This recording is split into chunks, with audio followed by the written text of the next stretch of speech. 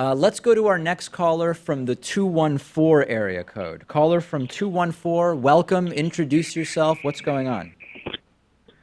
Hey, David. My name is Brody. I'm calling from Dallas. Can you hear me okay? Yeah, go ahead, Brody.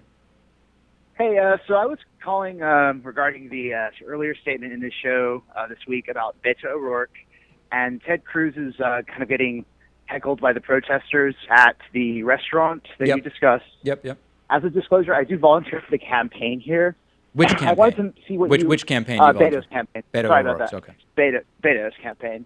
So I just wanted to see if you thought about this argument in terms of pragmatism, that if we have already this perception of the left creating protests and people unnecessarily associating with any kind of activism with Antifa, is it pragmatic to sort of look at is this going to help us get turnout and convince independents, or is this a bigger risk of shaming them, or can they both exist in a cohesive nature? I don't know if I totally understand. Are you basically saying does heckling a politician achieve the political ends that we want? Is that sort of what you're asking?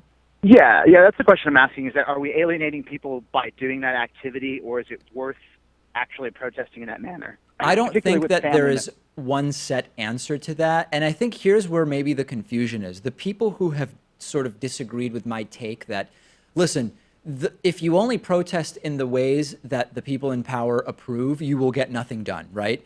They have pushed back and said something similar to what you're saying, which is, but hold on a second.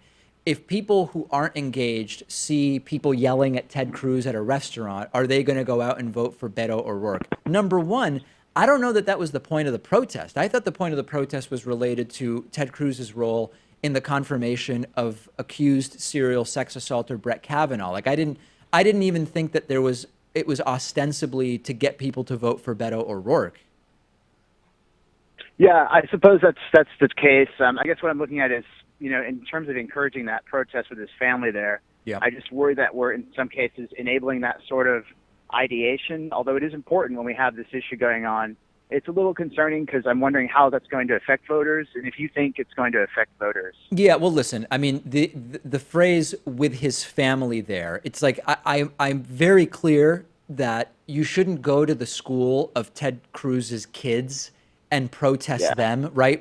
Ted Cruz was out to dinner and he had his adult wife with him and she wasn't being protested. It was about Ted Cruz and his role in the Brett Kavanaugh confirmation. So I don't even know that it's relevant to say with his family there. I mean, it's like the guy's an adult, his wife's an adult, she's choosing to be with him, and the guy is a controversial, polarizing figure. Yeah, I think here's the most important thing on this. And I get when people say, when I see on TV people yelling at Ted Cruz in a restaurant, I don't know that's certainly not going to change what Ted Cruz is going to do, right? He doesn't care. He's not going to change his mind because people heckle him. I think we have to take a step back and think about it more broadly, which is the ways in which people are allowed or encouraged to protest continues to be narrowed further and further. What that leads to is a decreased awareness from the population that some of the stuff that our elected leaders are doing is controversial. So while I agree with you that merely seeing people heckling Ted Cruz at an expensive restaurant might not get them to vote in a particular way in the Texas Senate election, the big picture of it is that more protesting, more civil disobedience, more making noise about the fact that a lot of people aren't happy with what our elected leaders are doing in total is going to raise awareness of the fact that controversial things are being done that aren't good for us. And hopefully from that, the activism would come. I don't know that that's what would happen for a fact, but that's kind of my outlook on the entire thing. Cool. Yeah, I really appreciate you, talking about that, because I think your point's pretty valid there, and I kind of maybe misheard it, or just from my own bias kind of misread it. And if I could just say, I don't know if Pat can hear me, but shout out to producer Pat and producer Max. All right, yes, they're here. Shout outs will be distributed and noted in evaluation forms. Brody, thank you. Appreciate it. Right. Look forward to hearing from you again. We will take a quick break. If you're holding, don't hang up because we are taking more calls. If you're holding, don't hang up. We will get to more people right after the break.